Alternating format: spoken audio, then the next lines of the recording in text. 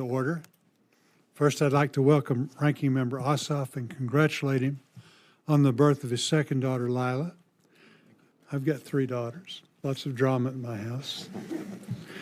I look forward to working with you on the subcommittee, and again, we just want to welcome you. We meet today to discuss the President's fiscal year 2026 budget request for military construction and family housing for the Department of Defense. I would like to begin by recognizing today's panel. Today we'll hear from representatives of the military services as well as the Office of the Secretary of Defense.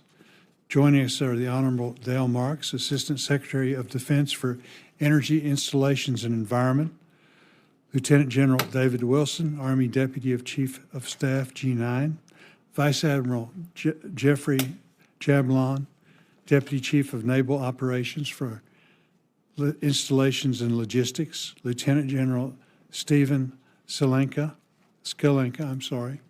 Deputy Commandant for Installations and Logistics, Lieutenant General Tom Miller, Air Force Deputy Chief of Staff for Logistics, Engineering, and Force Protection, who is approaching retirement after 34 years of service. General, thank you so much for your many years of service, and we certainly wish you well in your retirement. I'm sure we'll be hearing more from you someplace, but again, we do appreciate you very, very much. Brigadier General Zachary Warkomsky, Space Force Assistant Deputy Chief of Space Operations for Operations, Cyber, and Nuclear. This year's MILCON's request is $18.9 billion, a figure we only recently received due to significant delays in the delivery of the budget to Congress. We on the subcommittee look forward to receiving the justification books and related exhibits, which still have not been delivered but are expected later this month. From the data currently available, we know this request is an increase of $1.4 billion over the fiscal year 2025 enacted levels. While I'm encouraged to see another year of growth in the MILCON request, I remain concerned that we're not necessarily buying more, we're simply paying more. Some of these budget numbers are staggering. Not that long ago, hitting the $100 million mark on a single project was significant. Now it has become routine. Increments, once the exception, are increasingly the norm, accounting for nearly $6 billion in this year's request. That's more than 40 projects so costly they require incremental funding over multiple years. That may seem normal now, but this was not always the case.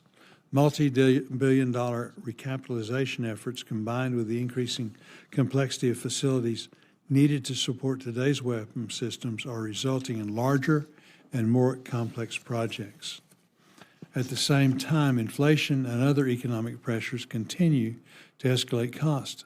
This trajectory is not sustainable, and future budget requests cannot continue absorbing these rising costs. To that end, I'm encouraged by the conversations taking place within the department that are examining the full range of factors, policies, procedures, regulations, and laws that affect MILCON and its associated cost. Some of these are established by Congress, others stem from DoD policy, and some may be self-imposed. As such, the effort required to drive meaningful changes will vary, but I'm hopeful that these discussions will lead to thoughtful analysis, honest dialogue, and ultimately real improvements in the efficiency of the MILCON process. Some of this will require close collaboration between Congress and the department, and I'm committed to being a partner in that effort.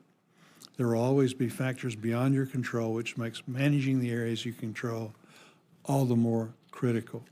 The recent injunction reinstating project labor agreement requirements is a clear example of how external influences can introduce uncertainty and added cost into the MILCON process, costs that are especially difficult to anticipate given how long the current planning, programming, and budgeting cycles take. I hope one outcome of the ongoing review directed by the Deputy Secretary of Defense is a faster timeline from project inception to final delivery. As a critical force enabler, MILCON supports everything from infrastructure tied to new weapons platforms to quality of life facilities like hospitals, schools, and housings. We owe it to the service members, the taxpayer, to deliver timely, high-quality facilities on schedule within budget, and I hope that future budget requests reflect efficiencies that lower the cost of individual projects. I look forward to hearing from our witnesses today and continuing the dialogue and work needed for a successful MILCON program. Before we turn to our witnesses, I would like to recognize my colleague, Senator Ossoff, for his opening remarks. Good morning, and thank you very much, Chairman Boozman. Thank you for your partnership.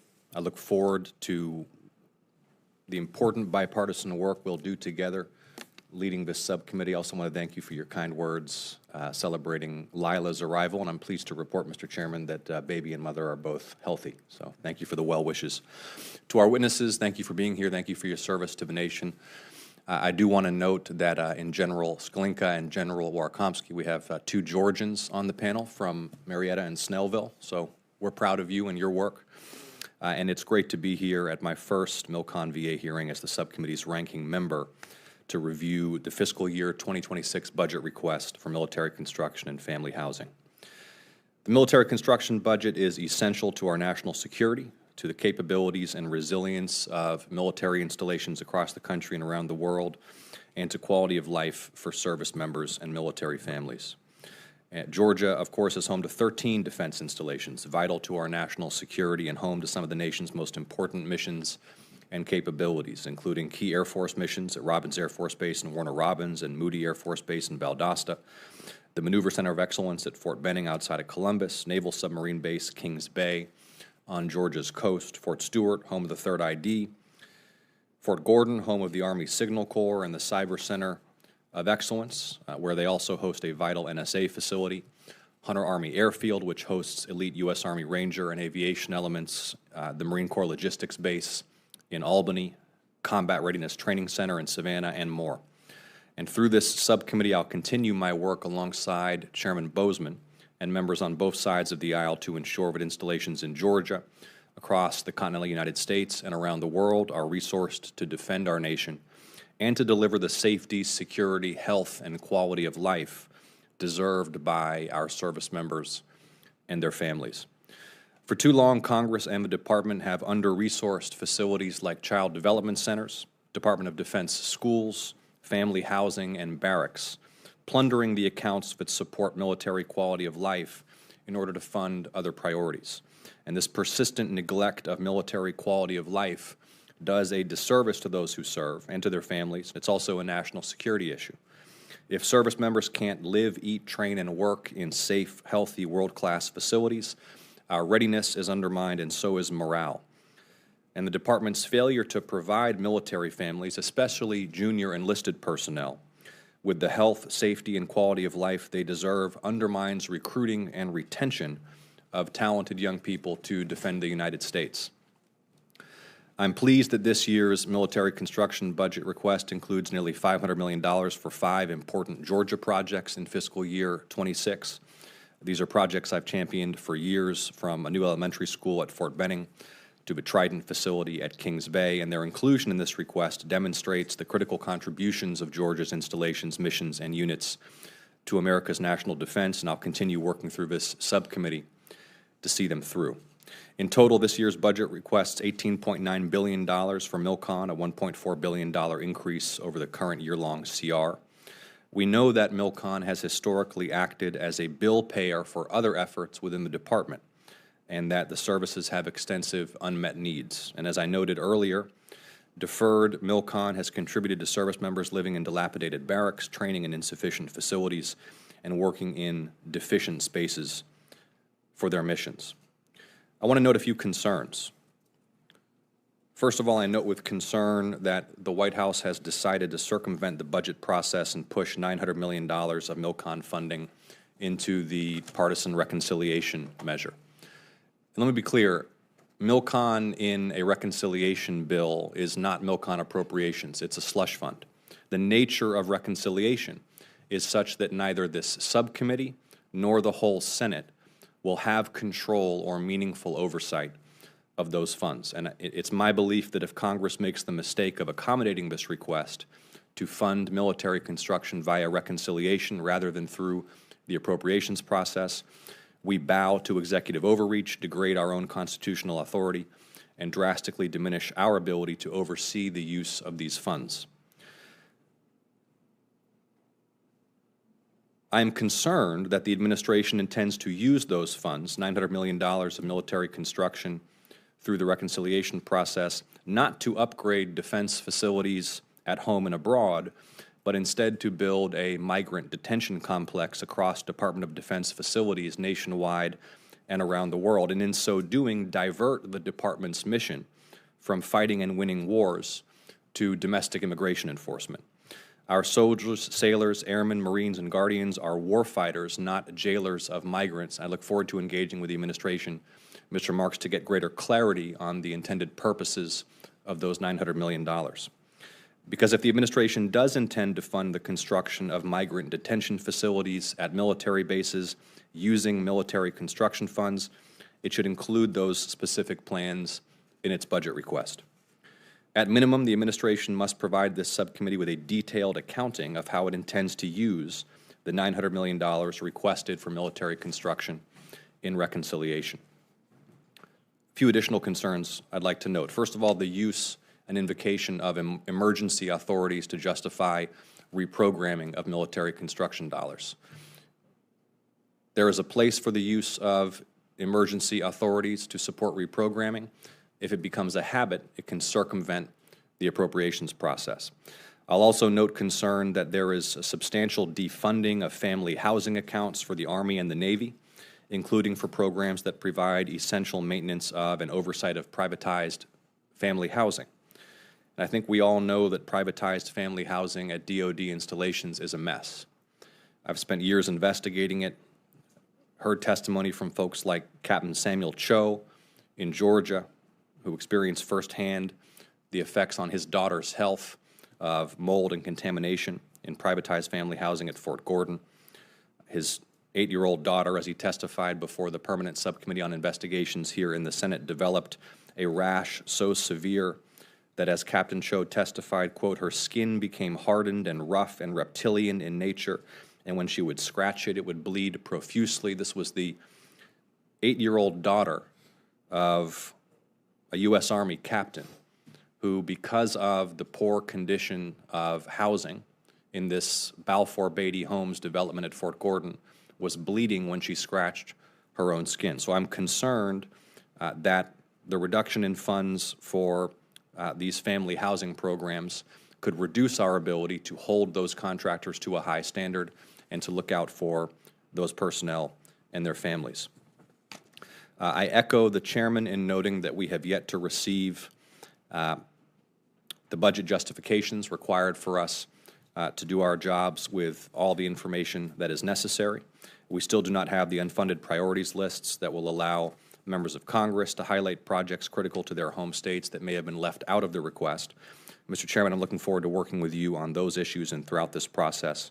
I want to thank again the witnesses here for your service to the nation and for being here to brief us and to answer members' questions. I think this subcommittee is known for rising above the fray and working in a constructive, civil, and bipartisan manner. It's simply too important for us not to do that. I thank you again, Mr. Chairman.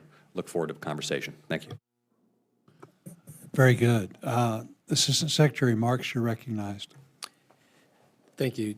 Chairman Boozman, Ranking Member Ossoff, and distinguished members of this subcommittee. As the newly confirmed on day 7 Assistant Secretary of Defense for Energy, Installations, and Environment, I appreciate the opportunity to discuss the President's proposed fiscal year 2026 budget for the Department of Defense Energy, Installations, and Environment portfolio. The President and Secretary of Defense have laid out a clear objective for the Department: achieve peace through strength. As the Secretary has said, the threats we face are serious. Our investments to counter them must also be, and that's what this budget does. I firmly believe that the strength and lethality of our military is built both on the weapon systems that defend us and on the readiness of our service members and their families to accomplish this mission. And make no mistake, our installations are weapon systems, just like our ships, tanks, and planes. We must ensure that they are postured in terms of quality, condition, and laydown to carry out the entire spectrum of military operations. But at the same time, we know that America is a target. Our installations are under threat, not just from our adversaries, but from aging infrastructure, extreme weather, and increasingly complex operational demands. To address these challenges, we're focusing on an installation resilience approach that focuses squarely on military readiness and operational capability. This ensures our resources directly support what matters most, maintaining ready forces and resilient installations that can operate effectively under any conditions. In particular, we are focusing on infrastructure modernization and energy resilience, operational energy security, and investing in our innovation and research programs. At the same time, we recognize the resilience of our installations is enhanced by partnering with our defense communities, and we're making a concerted effort to work with them on mutually beneficial initiatives that enhance resilience and prevent risks to national security. We also recognize that our service members' readiness starts at home. We want to ensure our warfighters are able to deliver 100% of their effort to their missions without having to worry about issues with their housing or the health and safety of their family members back home. The Department remains committed to ensuring that the DoD's housing portfolio meets appropriate life, health, and safety requirements and provides a positive living experience for military personnel and their families, and we're continuing to address risks to human health and the environment through our environmental cleanup programs. To accomplish these goals, the Department must ensure that we make the most efficient use of our resources and manpower, and as such, the Secretary of Defense has issued a clear directive to focus on eliminating waste and duplication to enable the Department to focus on its core mission of defending the nation. EI&E is coordinating several efforts to review current processes and regulations to create efficiencies, reduce costs, including a review of our MILCON and FSRM investment portfolios, real property efficiencies, and review our implementation of environmental laws and regulations. And finally, as part of this administration's efforts to counter China's malign actions, we continue to work with key stakeholders across DoD's use of lands and natural resources in Hawaii through the Hawaii Coordination Cell. Going forward, we have some big issues to tackle, such as meeting Congress's directive to significantly increase our SRM investments to at least 4% of plant replacement value, and I look forward to working with the committee to address these challenges head-on and fulfill our commitment to our soldiers, sailors, airmen, Marines, and Guardians. Thank you, and I look forward to your questions. Thank you. General Wilson. Chairman Bozeman, Ranking Member Ossoff, and distinguished members of the subcommittee, thank you for allowing me to appear before you today. Our installations are the bedrock of Army readiness, lethality, and warfighting capability. They're where our soldiers train, live, work, and prepare to defend our nations. My testimony today highlights the Army's unwavering commitment to transforming our installations into agile and adaptable platforms that can meet the evolving missions and counter emerging threats, from cyber attacks to natural disasters. Our investments in the right locations and facilities guarantees that our warfighters will have the operational and support infrastructure they need to succeed in their mission. Our facility investment plan prioritizes military construction and infrastructure projects based on the direct input from the commanders in the field and a careful assessment of the strategic needs.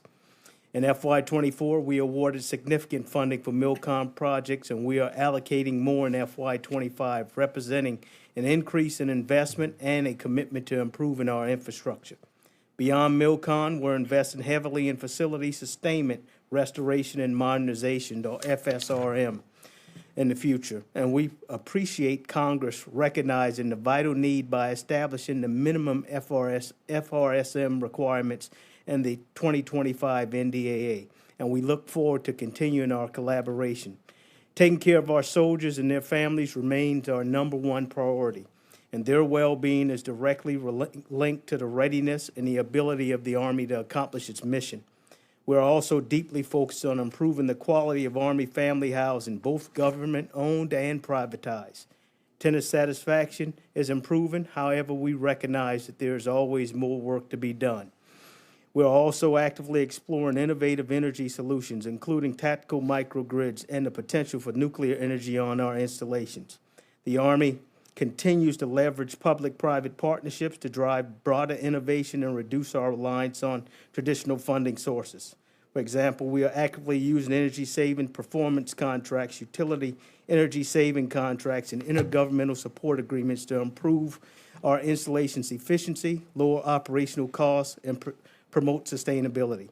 Predictable resourcing is an absolute essential to modernize our Army installations, maintain our warfighting edge, and ensure the safety and well-being of our soldiers, their families, and our defense communities. Thank you for your continued support and your commitment to our military and the dedication to ensuring that the readiness of our Army is first and foremost at the forefront. I look forward to your questions. Thank you. Admiral Jablon. Chairman Bozeman, Ranking Member Ossoff, distinguished members of the subcommittee, thank you for the opportunity to testify before you today. I'm looking forward to discussing the critical role of our installations and infrastructure that they play in effectively developing, generating, employing, and sustaining the Navy and Joint Force. It is an honor to appear before you today and a privilege to speak on behalf of the sailors and Navy civilians stationed at our 70 installations around the world. The Navy's total MILCON and FSRM requirements far exceeds the funds available. But with strong congressional support, we are focusing our infrastructure investments to maximize operational readiness and to improve the quality of life for our personnel and their families. Your trust, confidence, and commitment are vital to ensuring the Navy's continued capability to maintain the peace, respond to crisis, and support critical Navy and Joint Force requirements to win decisively in war. The Secretary of Defense recently issued interim National Defense Strategic Guidance, which directs Department of Defense activities to restore peace through strength. The Navy Logistics Enterprise, which includes our installations and infrastructure, is focused on carrying out the tenets of the strategic guidance through the implementation of the Navy's Maritime Sustainment Strategy. Navy understands that readiness starts from the shore, and effective infrastructure is the cornerstone of our maritime sustainment strategy to not only support the quality of life for our sailors, but also sustain operations of the Navy and Joint Force around the globe. We are focusing our efforts to prioritize and program resources to repair, modernize, and replace critical infrastructure directly supporting operational readiness in the Indo-Pacific. For example, the $2.2 billion Congress provided in the fiscal year 25 disaster supplemental provides critical resources for Typhoon Mawar recovery efforts in Guam to include repairs to Opera Harbor glass breakwater, HSC 25 hangar MILCON, and hardening of our critical electrical feeders to the Navy base. And with congressional support, continued investment in our infrastructure will maintain our progress toward a modern, resilient, and ready network of installations that ensure fleet readiness, combat logistics capability across peacetime, competition, and contested environments to support both the Navy and Joint Force lethality. Thank you, and I look forward to our discussion today. Thank you, General Skalenka. Chairman Bozeman and Ranking Member Ossoff and the distinguished members of the subcommittee, I really appreciate the opportunity to testify today regarding your Marine Corps' military construction and the quality of life initiatives that we have. On behalf of the Commandant, also, I want to make a special thanks to all of you for your continued support to all of our Marines, the active duty, the reserve component, civilian, retired, and of course to our families. Now, the infrastructure and MILCON challenges confronting the Marine Corps today, these are decades in the making, and there are no quick fix solutions.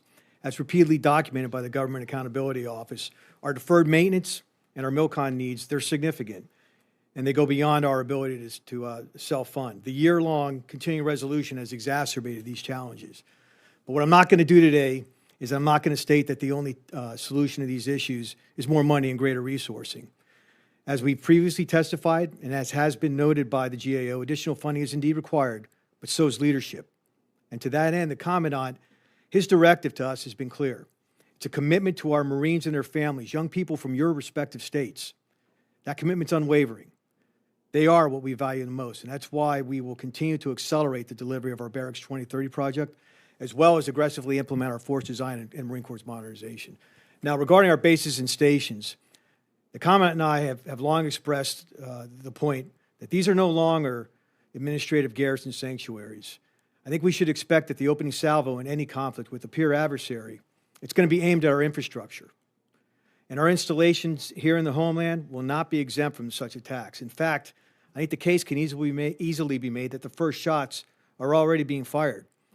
fired in the form of cyber attacks, UAS incursions, campaigns of subversion as well as disruption.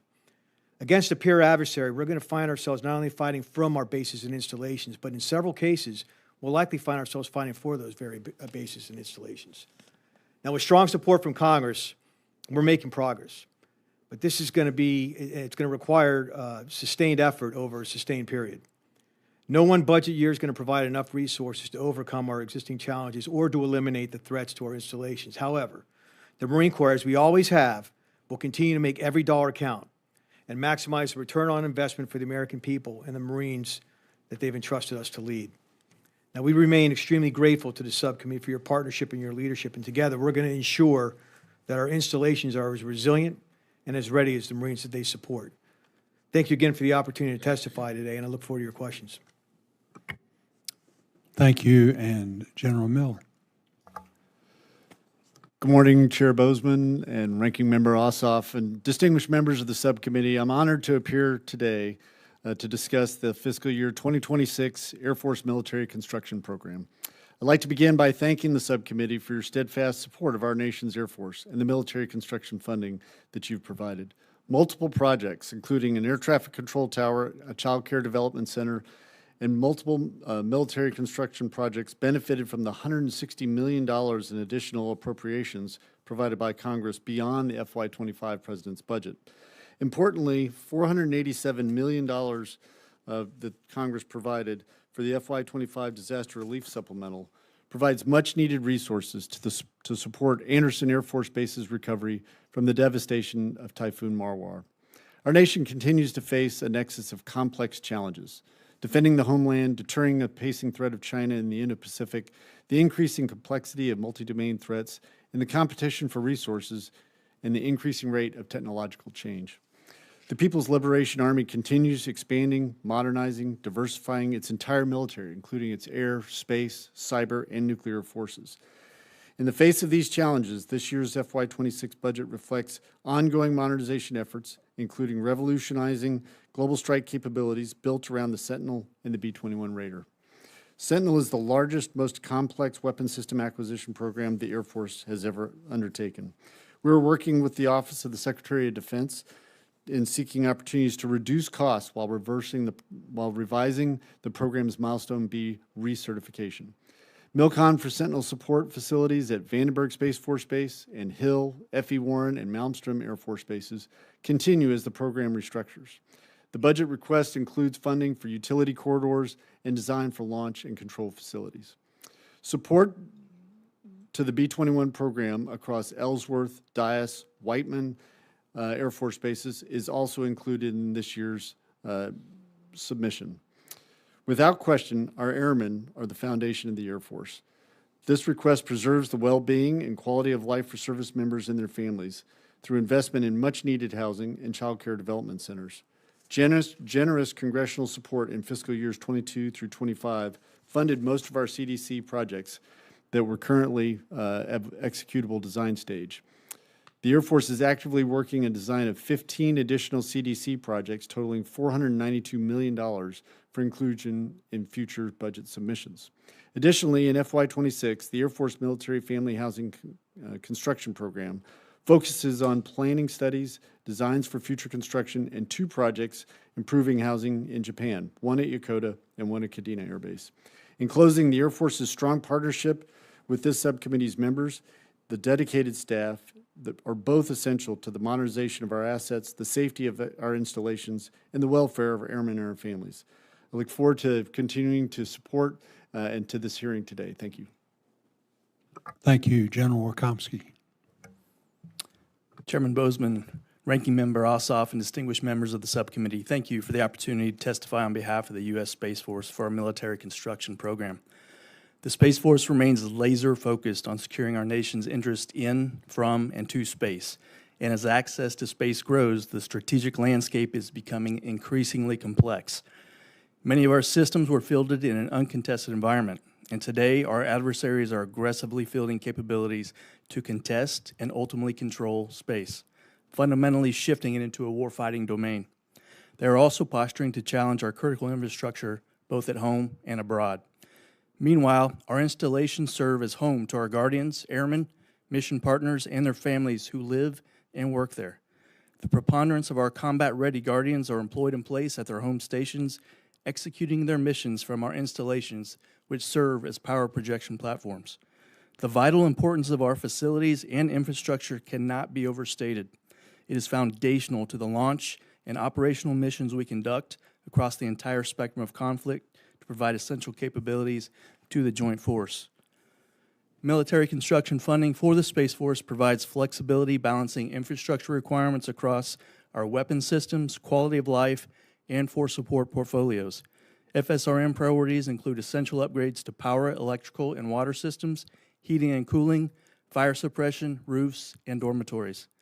MILCON priorities focus on increasing capacity and reducing risk to mission with an emphasis on mission bed down, security improvements, and assured access to space. The Spaceport of the Future initiative, encompassing our East and West Coast launch complexes, remains the foundation of our assured access to space and is instrumental in enhancing our national security space launch capabilities. We continue to diversify launch providers, increase launch sites, and invest in range facilities and increase payload processing capacity, all while closely monitoring the launch supply chain. We want to thank Congress for the $109.8 million in MILCON, $444.5 million in FSRM, and the $84.9 million in planning and design the Space Force received in FY25. This includes $63 million in planning and design for Spaceport of the Future to keep our launch enterprise globally competitive.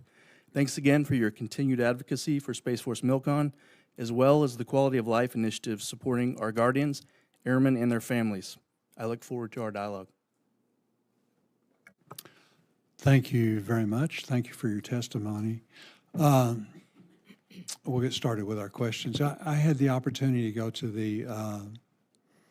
the Army Museum over the weekend. I saw a little blurb on one of the morning shows about the new exhibit there, and it's in the Army Museum, but it really is about the fighting patriots that really, were so stepped forward at the time of crisis as our country was beginning. But I'd really recommend that all of you go and see it. It's outstanding. Again, it's in the Army Museum, but it's really not an Army museum in the Army exhibit, in the sense that that same spirit is what embodies you all, the people that have served since then, that have done such a tremendous job of keeping us safe, keeping us free, the sacrifices of you in uniform and your families. It certainly is a family affair.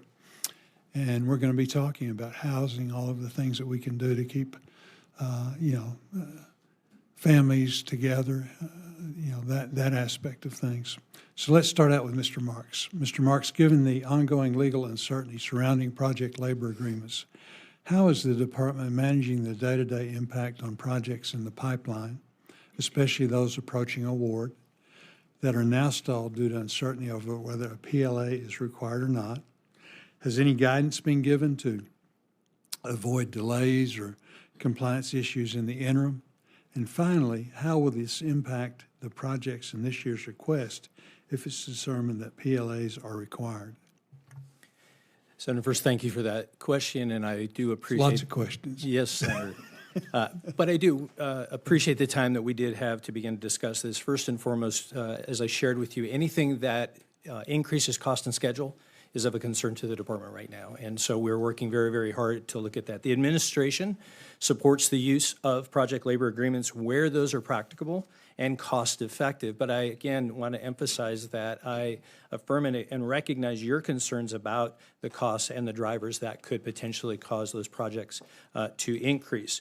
Right now, we're not going to be pursuing any blanket deviations, but we are working with NAVFAC and USACE to go project by project and ensure that we are finding the most economical and speedy way to continue to move these projects along so that we can assess those on a project by project basis. We're also working with OMB to determine our next steps and how we best address this issue for the long term, given the nature of where we stand today. And so the impact of that, as we spoke earlier, is all about mission and readiness, and how do we drive that forward. And so much of the directions that we've given in working with these esteemed colleagues to my left is really to continue to drive those as quickly as we possibly can to meet the readiness concerns we have and to keep the costs down as best as we possibly can. Very good, thank you. The Deputy Secretary of Defense directed a review of the MILCON portfolio to identify opportunities for greater efficiency. As you know, initiatives like this often take time. While the review isn't complete, I'd like to hear from the panel, are there any early findings or promising areas that could be acted on quickly? Since you're already in the midst of building the fiscal year 2027 budget, is there any realistic expectation that these efficiencies will be reflected in that submission, or are we likely looking at a longer timeline before we see tangible changes? Senator, let me lead with that just in a broad sense, and then I'll defer to my colleagues. But as we were working on those, some of the early things that we are examining continue to be the use of other transactional authorities where it makes sense to move quickly. More importantly, we're taking a page from our partners at Defense Innovation Unit with an accelerated design build, ways to bring contractors together more quickly, get through this changing requirements idea so that we can get it done quickly, move it ahead quickly. The idea of also building projects, bundling multiple projects together where that makes sense, so that we can, again, move things together quickly. And then finally, the idea behind replacing failed or failing facilities, so the repair by replace work that we've done collectively, to more efficiently replace those using O&M dollars. Again, all of those are things that we want to share collectively and make sure that we're doing those in a way that moves us ahead transparently to meet the mission requirements. Anyone else? Senator, as you said, the MILCON cost is really astronomical and really getting out of hand. So what our objective is to think, act, and operate differently in the Navy for possible alternative construction methods, modular construction, using tension fabric structures instead of regular brick and mortar. That will buy us some efficiencies both in cost and time. Also, Honorable Marks mentioned about block buy of specific types of buildings that we do repetitively, such as CDCs and barracks, could bring the cost down. Very good. Senator Ossoff. Thank you, Mr. Chairman. General Miller, thank you again for being here. Thank you for our conversation yesterday as well. I think you're aware last August I had the pleasure of hosting Air Force Chief of Staff General Alvin in Georgia. We visited several installations, including Moody Air Force Base in Valdosta. And man, are the people of Valdosta proud of and supportive of Moody. Mayor Matheson, Dr. Lucy Green of Moody Support Group, I mean, that is a base community that just loves hosting the Air Force and provides so much support for the airmen and the civilians who work on and around the base. And they are thrilled that Moody has been selected to host the F-35 with the A-10s leaving the force. And critical infrastructure upgrades are already underway to prepare the installation for that transition. You and I discussed this yesterday, and here in this public setting, I'd like your commitment again that you will work closely with me, with the subcommittee, with the community in Valdosta to ensure that the base is prepared and successful to swiftly bring those aircraft to Georgia. Senator Ossoff, Ranking Member Ossoff, thank you for the call yesterday, taking the time. Absolutely, Moody has so much combat capability for the United States Air Force in one place, from the rescue squadron to the base defense group to the fighters there, A-10s now, F-35s in the future. I do commit to you to work. It's a multifaceted question. You asked, how do we pull to the left? And so pulling to the left is, looking at the environmental requirements, the facility requirements that you just mentioned, the aircraft laydown, all the combat capability, and most familiar with Robbins and Valdosta's, support to the Air Force communities, and can't thank Georgia enough for that. Thank you. Looking forward to working with you on that. And I do want to discuss Robbins And again, you and I discussed this yesterday, but I want to raise here in this public setting, once again with you, the condition of the air logistics complex. I mean, you know how extraordinary the work being done at Robins is in terms of all of the maintenance and not just on the airframes, but also the avionics and so many of the systems. But that air logistics complex really needs more investment. The condition of the facilities, degradation, neglect, faulty construction, it's a disservice to the airmen and civilians who are there, making sure that the Air Force has aircraft, avionics, systems that are in the state they need to be in. So I'm asking you here for your commitment to work with me and the subcommittee and the leadership at Robins to accelerate investment in key projects at Robins that may include FSRM funding and to upgrade facilities at the Air Logistics Complex. Yes, sir. And in the public forum, I do want to just applaud Warner Robins Air Logistics Complex has turned around vexing problems we've had with weapon systems F-15, C-5, C-130 in all aspects, meeting on-time delivery and providing more flight line availability for those weapon systems in wings throughout the Air Force. And you remarked avionics in particular is a particular skill set that the complex there produces for many weapon systems that I didn't just mention.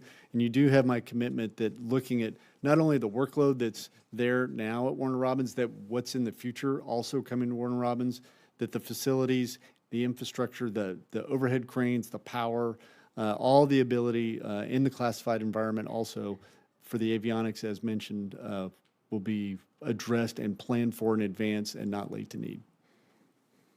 Thank you so much. Looking forward to working with you, General. And Admiral Jablon, thank you as well for your service and your testimony today. Georgia is proud to host Naval Submarine Base Kings Bay. We are proud to host the East Coast home for the Ohio-class submarines. We are working closely with the Navy and with the Department in order to prepare for the transition of the Columbia-class boats. It is one of my top priorities to make sure that we're investing in Kings Bay to prepare it for the equipment and the missions that are coming. Can I have your commitment, Admiral, to work with me and the subcommittee and the leadership at Kings Bay and local leaders in Georgia to ensure that the base is fully prepared to accept the new Columbia-class submarines? Senator, thank you for that question. As a former Submarine Group 10 commander in Kings Bay, you do have my commitment to work with you and the subcommittee. As you know, the Columbia-class submarine is our #1 priority in the Navy, and the infrastructure which supports that is vital to its success. Thank you, Admiral. Thank you, Mr. Chairman. Thank you. Senator Hyde-Smith. Thank you, Mr. Chairman, and thank you, Ranking Member, and thank you for being on the panel today and your willingness to serve. And I just appreciate everybody here in uniform and that's not in uniform for your commitments. I just want to get that out there. And I really appreciate the fact that in your FY25 budget, you included the Keesler Air Force Base tower. That is so important for that air traffic control tower there. And it's certainly part of our national defense, but we're very proud of it and appreciate that. And this is for those who want to answer that concern of mine, is how is the department ensuring that smaller but strategically essential installations such as those in Mississippi are not overlooked when it comes to long-term planning for necessary infrastructure upgrades and resource prioritization? Senator, thank you, and good morning. First and foremost is, as I've mentioned before in previous testimony, the understanding that combatant commanders and the laydown and the needs. So as we think about things like Golden Dome, when we think about the defense of our installations, counter small UAS, other things, is the importance of our installations, again, not only as force projection platforms, but as war-fighting places themselves. And so as we take that, the department's taking a comprehensive look at all of our locations to ensure that we are in the right locations at the right time and making sure that we're making the proper investments to meet those there. And I know each of the services has their own determination of how that is important, but I assure you that we are taking that seriously as we look across the entire portfolio of our installations and their importance to what the future defense of our national security. Thank you for that. And I'll go back to you. The prior administration was very slow in evaluating, processing, and reporting to this committee the required projects restructurings under the military housing privatization initiative, particularly those caused by shortfalls in the long-term reinvestment accounts for those projects. What is your team doing to expedite these evaluations and reports to this committee and OMB so that our service members can benefit from the much-needed improvements these restructurings will provide for them? Senator, thank you for that. And as a past resident of military housing, I assure you that I appreciate greatly what you are discussing here today. We are doing right now is to take a hard look at that, working with my service partners to ensure that the investments that are being made are there. The care of our families is of utmost, not only for their own readiness, but their health, life, and safety as well, as you know. And so I wanted to make sure that we take a harder look at that, again, early into the job and diving deeper with each of the services to look at that. But I share your concerns and we'll continue to share with this committee what we learn and how we make improvements to the portfolio. That's very much appreciated, and I have no further questions. Senator Jablon. Thank you, Mr. Chairman. In January, General Wilson, where is General Wilson? General Wilson. In January of this year, I wrote a letter advocating for the inclusion of a new 42nd Infantry Division headquarters on the Army's fiscal year 26 unfunded priority list. Funding this project will secure an overdue upgrade to the 42nd Infantry Division headquarters in Troy, New York, and help facilitate the planned construction of an $800 million cannon factory at the nearby Watervliet Armory.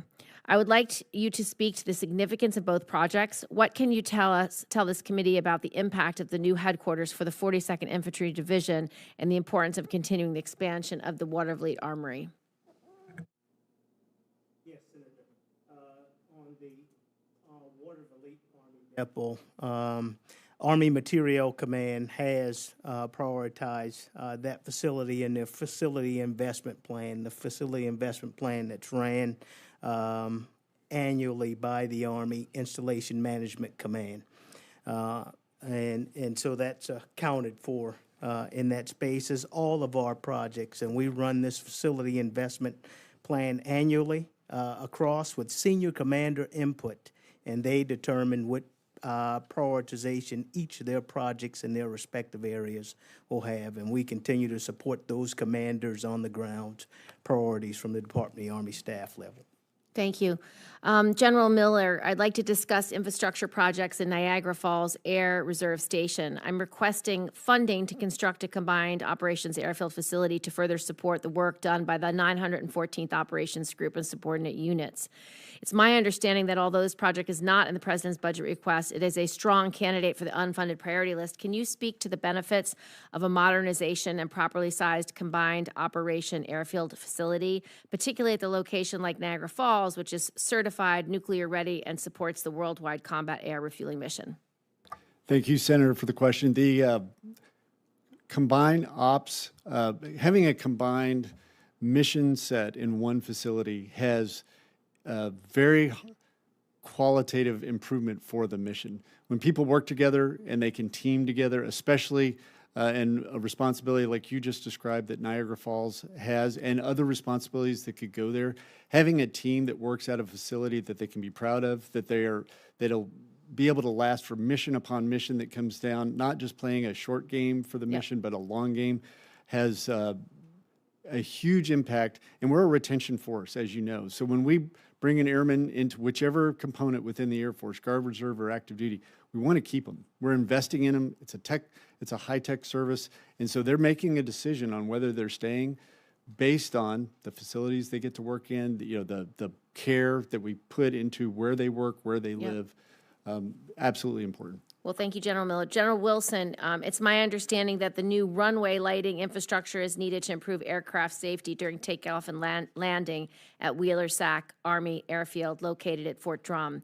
Considering the recent frequency of airfield incidents, including the tragic collision at GCA in January, can you speak to the importance of this project as well as other infrastructure projects that may be necessary to improve air traffic safety? Yes, Senator. In fact, the Army supports this and supports the move from FY '27 to '26 for this project timeline Yep. move out. And that was just signed on yesterday. Great, thank you. Last question, General Miller. With the continuing proliferation of small unmanned aerial systems, including the strategic success of Ukraine's Operation Spider's Web and Israel's recent drone operation staged from within Iranian territory, I'm wondering what additional passive infrastructure defenses the Air Force may be considering to protect aircraft on the flight line, including construction of hardened aircraft shelters. Thank you, Senator. We've been thinking about this long before the dramatic events that everyone saw on television. I think it's a multifaceted problem with a multifaceted approach. Facilities absolutely has a play there, but also electromagnetic spectrum. How do you directed energy? The authorities to, especially within the United States, coordination with the FAA, coordination to prosecute, whether it's FBI that is going left of launch of counter Suez. So facilities and infrastructure and hardening does have a play, but it's a multifaceted play. We don't want to spend years and years only going after the facility piece, only to learn that there's a different threat that we're seeing in the rearview mirror. And when can we expect a plan or proposal with regard to UAS? I actually work very closely with our Director of Operations, who's the lead for the Air Force, because it is all the things I just mentioned, which I know we're short on time, but I will get back with the A3 as the lead for the Air Force on it, and we'll get back with your office, or if you have time, with you. Anytime. Thank you. Thank you, Yes, Mr. Chairman. Thank you, Mr. Ranking Member.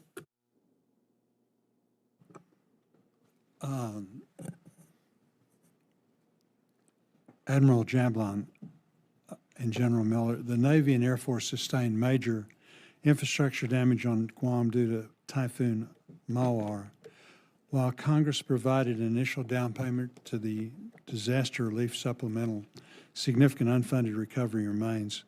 There appears to be little, if any, disaster recovery funding in this year's budget request. What actions are the Navy and Air Force currently taking to address the damaged infrastructure on Guam? And what is your plan to request and secure the additional funding required for full recovery? Senator, thank you for that question. As I mentioned in my opening statement, really thankful for Congress's supplemental $2.2 billion, focusing that investment specifically on FSRM investments to get after the Typhoon Mawar effects that destroyed many facilities. The backlog of infrastructure to correct from Mawar is about $40 billion right now. So we are looking at those most critical infrastructure assets, hardening our electrical utilities, going after electrical utilities within the Navy base at Polaris Point to focus FSRM and MILCON dollars on that. But we're working as diligently as we can in a prioritized way to get after Mawar recovery efforts. And Chair Bozeman, if I could add, from the punishing environment, as you know, of Guam, humidity, wind,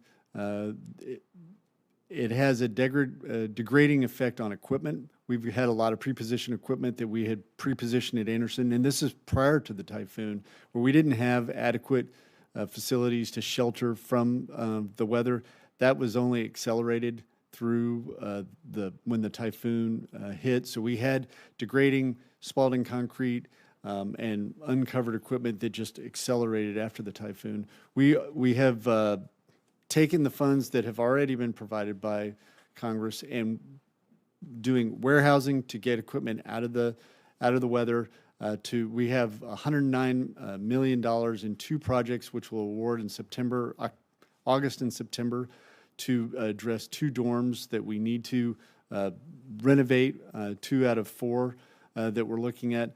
But to get to your question very directly, we would be decades trying to absorb the requirements that we have within the base budget of the service. If it's $8 billion is the current estimate for the Air Force, which is more than twice as much as we have in MILCON for any 1 year for current mission MILCON and new mission MILCON.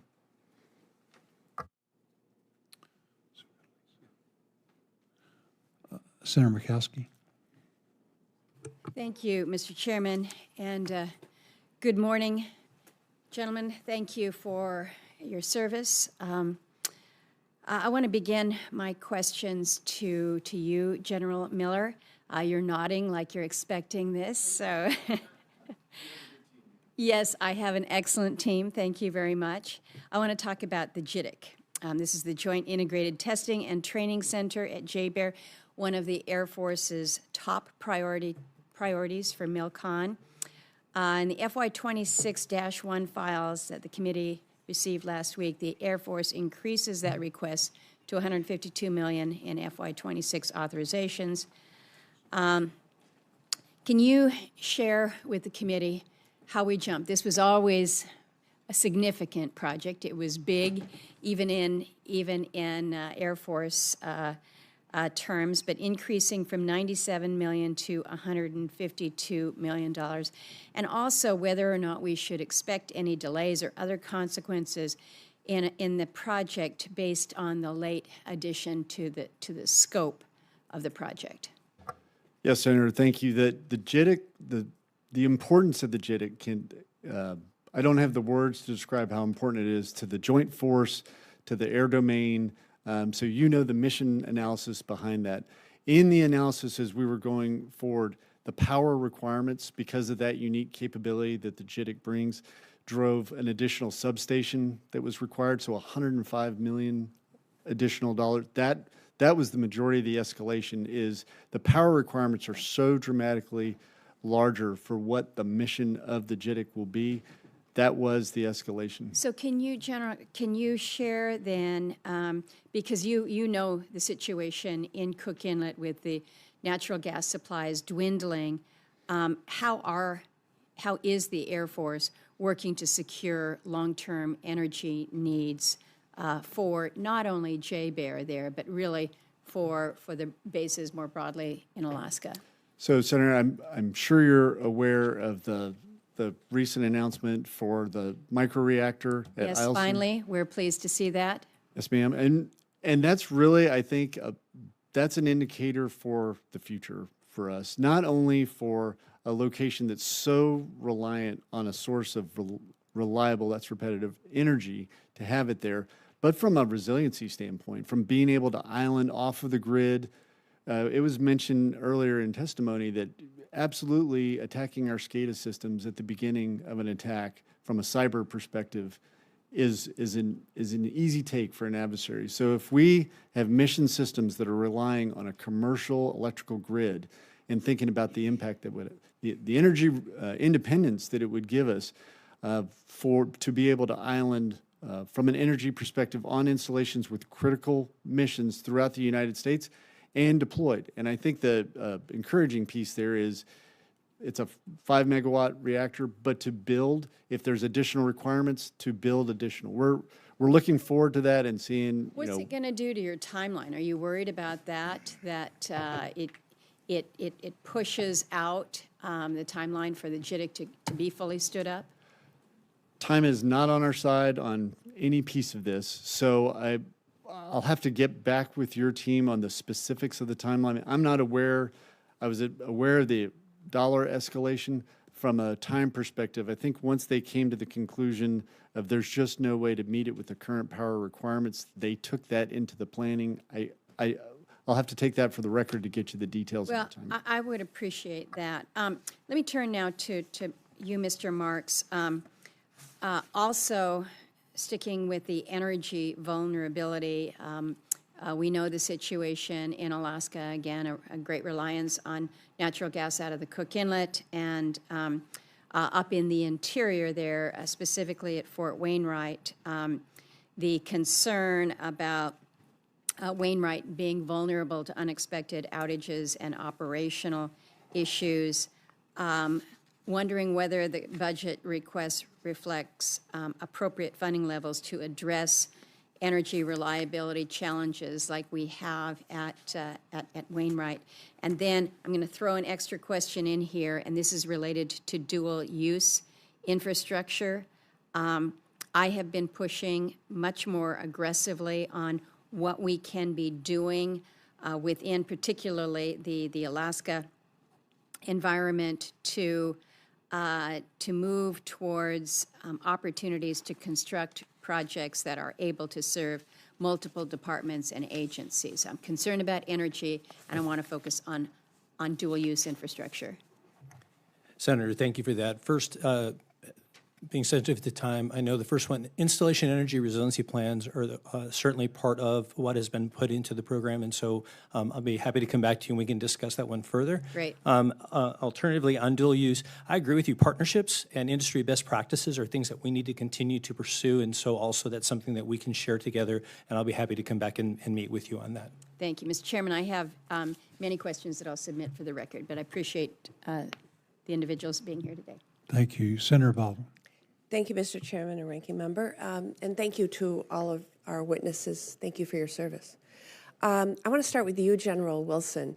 I understand the Army Reserve is facing a multi-billion-dollar backlog in deferred facilities restoration and maintenance, and I'm concerned about the impact this backlog has on readiness for not just the reserve, but also the active component, given the critical sustainment and logistics capabilities that reside within the Army Reserve.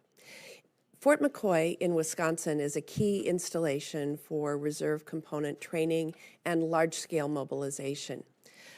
For the Army G9 perspective, how are military construction investments at Fort McCoy, as well as those for individual reserve units in Wisconsin, being prioritized to support their long-term strategic value? Thank you, Senator. All of those requirements are prioritized by that component, the Army Reserve, Compo 3. And so what comes in as part of the facilities investment plan for the Compo 3, it's their assessment based on the status of their facilities and infrastructure. And with, like Fort McCoy, which is a serious mobilization station and site for the Army, I could tell you that they're giving it the right level of attention and ensuring that's accounted for in the facilities investment plan moving forward. Okay. Thank you, General Wilson. Secretary Marks, I worked with this committee to secure funding for a new community noise mitigation program implemented by the Office of Local Community Defense Cooperation. I was disappointed by the long delay in making the first round of funding available to local governments. And I want to make sure that you're aware that communities such as Dane County in Wisconsin have been waiting for this funding for years.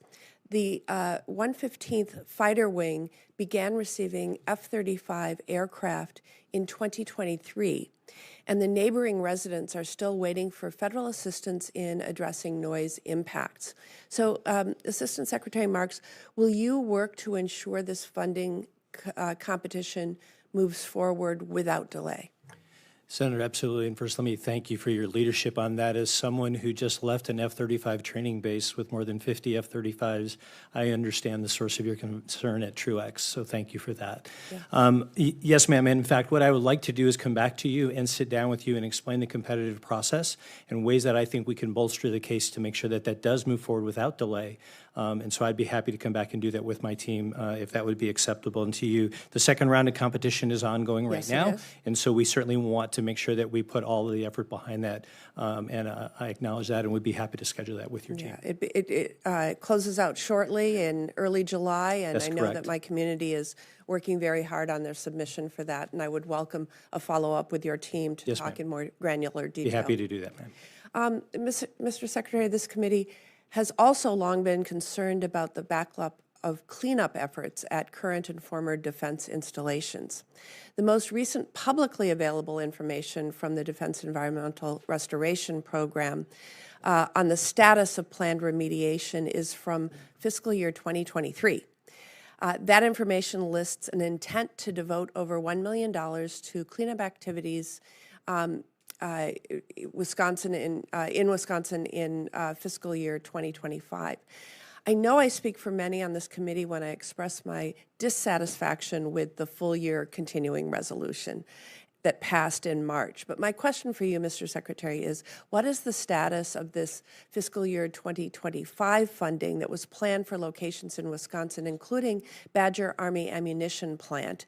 And the second question, is the department still on track to devote this funding towards urgently needed cleanup efforts there? Senator, thank you. We take our environmental responsibilities very seriously, and I do owe you a deeper dive as I'm learning the position right now with my team on each of the cases, and unless General Wilson may have more to this. But I can assure you that we are going to continue to push forward for those things. What I need to make sure that I go back and look at is how that all lays down flat within Wisconsin, which I don't have with me today. I'd be happy to take that for the record and come back to you on that. I'd appreciate that. Maybe we can do both topics at once. Absolutely, as a ma'am. follow-up meeting. Yes, ma'am. For many years, the Badger Army Ammunition Plant operated, and while it was declared surplus to the Army's and the Department of Defense's needs back in the late 1990s, there's still some remediation that needs to happen there. Thank you, Mr. Chairman. And Senator, from the Army standpoint, we account, there's 27 sites that we're still working toward, and we're committed to the EPA standards for remediation. And the prioritization, of course, most contaminated location is how we're making sure that we step through the list. Thank you. The senior senator from North Dakota. Thank you, Senator Mr. Hogan. Thank you, Mr. Chairman. Thanks to you and Ranking Member for holding this hearing today. I'd like to thank all of you for your incredible service and as well as all your staff that's here with you. Thanks for your incredible service. We appreciate it and for being here today. General Miller, some gratitude to you for the resurfacing at the Grand Forks Air Force Base runway, or the upgrades, I should say, that runway. Very important. Right now, we're actually hosting, as you know, the B-1 from Ellsworth, as they're making modifications there for the new B-21. And I think we're the logical place to bring it for the Dias B-1s when they have to do the same. So thank you for that, being on top of that. Appreciate it. And that's, by the way, that's going very well, in addition to our ISR mission, hypersonics, satellite, and all the other things we do there at Grand Forks. I want to ask you about Sentinel, though. Very important that we keep Sentinel on track. As you know, because of the Nunn-McCurdy review, we've had a pause. But now, from what I've seen, Air Force is doing some very good things about getting to concurrency in actually installing Sentinel across the 3 ICBM bases and working to get back on track. And we've worked very hard to keep that program funded. And we're doing that again through reconciliation. Talk to me about how you're going to make sure that that gets done concurrently across the 3 bases and on schedule.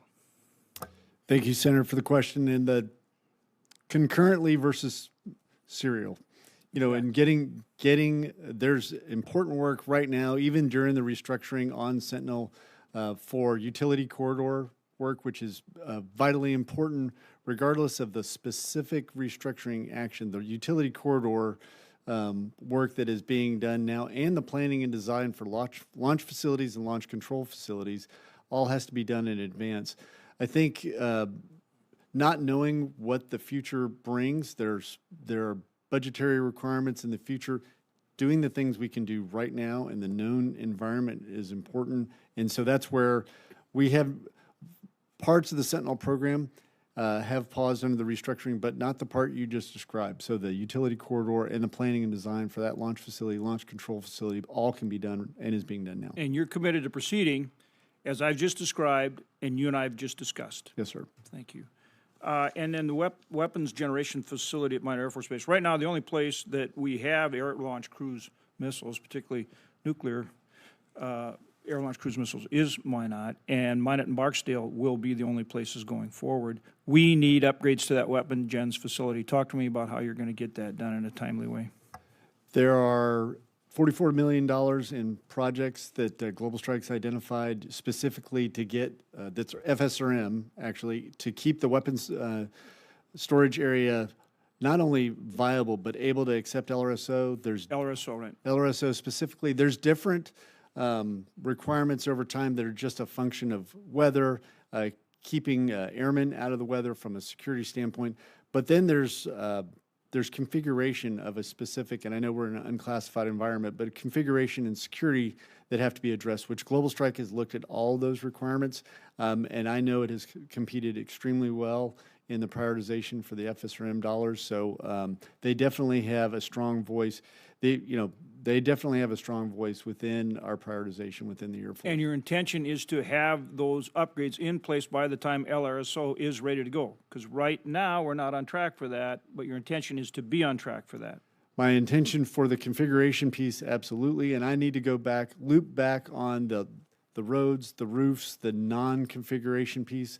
I need to take that one for the record, Senator, and come back to you or your staff with to get that part of the answer. Thanks, General. General Wilson, for our number one project for our Guard is the 817th Engineering Company in Jamestown. They're actually using the Civic Center. This is a large sapper group engineering company that's been deployed multiple times around the globe, always does an incredible job. They need a new facility. There's $2.5 million in the 25 continuing resolution, but it was not in the 26 budget request. This is a priority. What can you do? Senator, we will make sure that we circle back with the Guard from the Facilities Investment Plan consolidated list that was approved by them. Of course, that prioritization we're committed to supporting based on the resourcing that becomes available. Okay, and this next one I know is really important to the chairman of the committee here because he likes to come up to North Dakota and go to Devil's Lake where we have an incredible Army National Guard base, Camp Grafton. And not only does it provide a lot of training, particularly for NCOs, but also it houses the BIA Law Enforcement Training Center, which is the only one we have other than down in Artesia, New Mexico. There is a facility there for lodging, and I know you would want our chairman to be comfortable when he comes up there. And that has been 100% design completed, $8 million spent on the project cost, but he might be coming pretty soon, so we need to make sure we keep that moving. And out of deference to our chairman, can you help me keep that moving?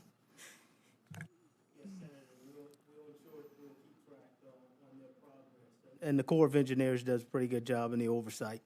They do. Again, really appreciate all of you and the work you do. Thank you so much, and again, thanks, Mr. Chairman. We look forward to staying there. Senator Ossoff. Thank you, Mr. Chairman.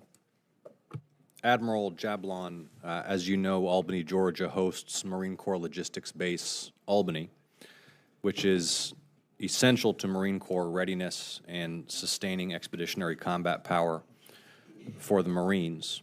I'd like to hear from both Admiral Jablon and General Sklinka on this, please.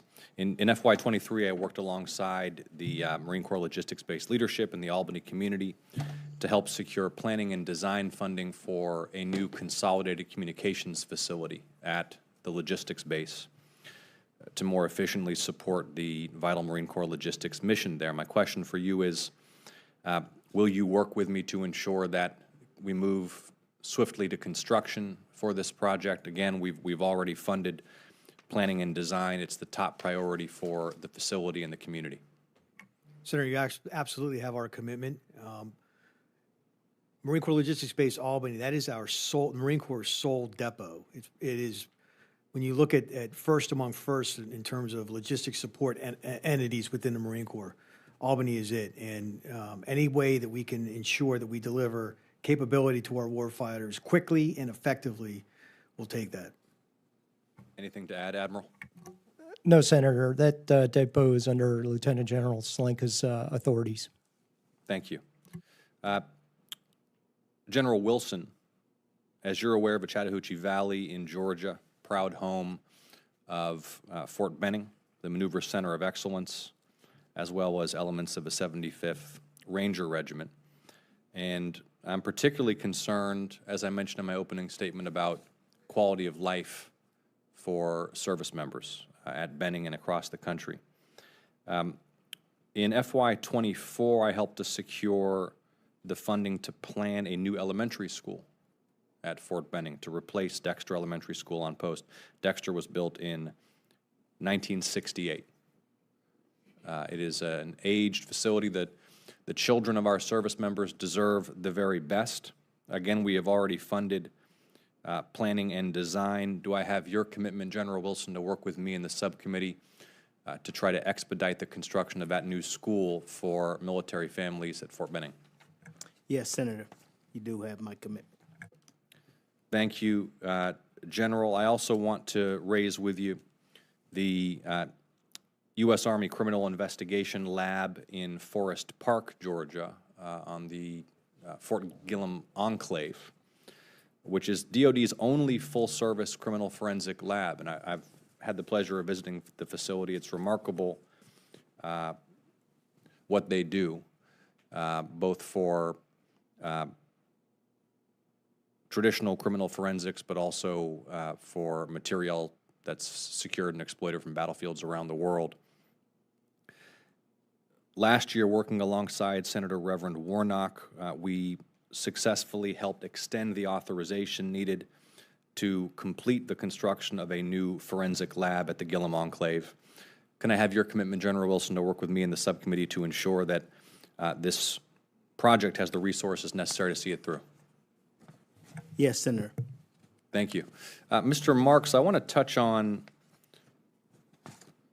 the plans for reconciliation and try to get some clarity from the department. There's $900 million of military construction funding requested in the reconciliation measure. What specific projects is that funding for? Senator, I appreciate that question. And so as we view this as one bill, we're looking at defensive systems, munitions, munitions procurement, readiness, and quality of life programs are all included in that package.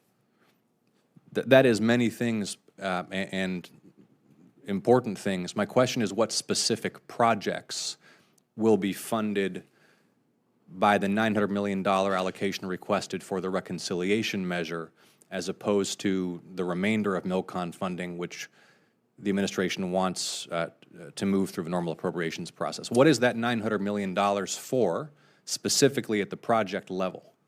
Senator, let me come back to you at the project level so that I can show you those things. Again, new to that, and I don't have that granularity right now. Okay, will you please commit to providing the subcommittee with a project-by-project list of which projects are intended to be funded by the $900 million reconciliation portion versus the remainder of the traditional appropriations? Senator, I'll work with you to try to get the best I can answer to that question, yes.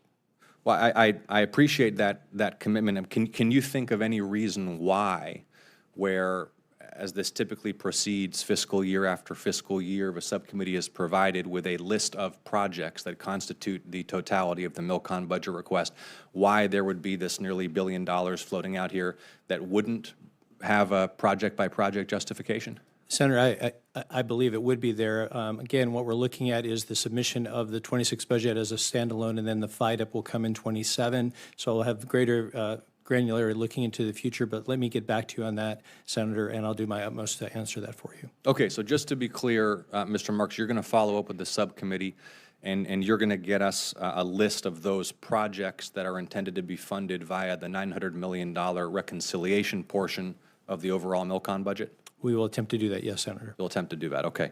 I appreciate that, and Mr. Chairman, that concludes my questions.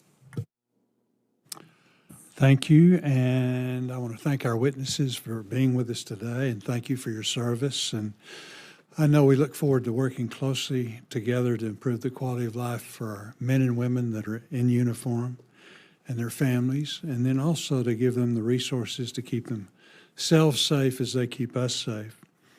For our retiree, General Miller, again, congratulations and thank you for for your dedicated service for so many years.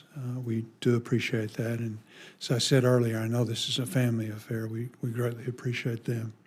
For members of the subcommittee, any questions for the record should be turned into subcommittee staff no later than the close of business on Tuesday, June the 24th. The hearing is adjourned.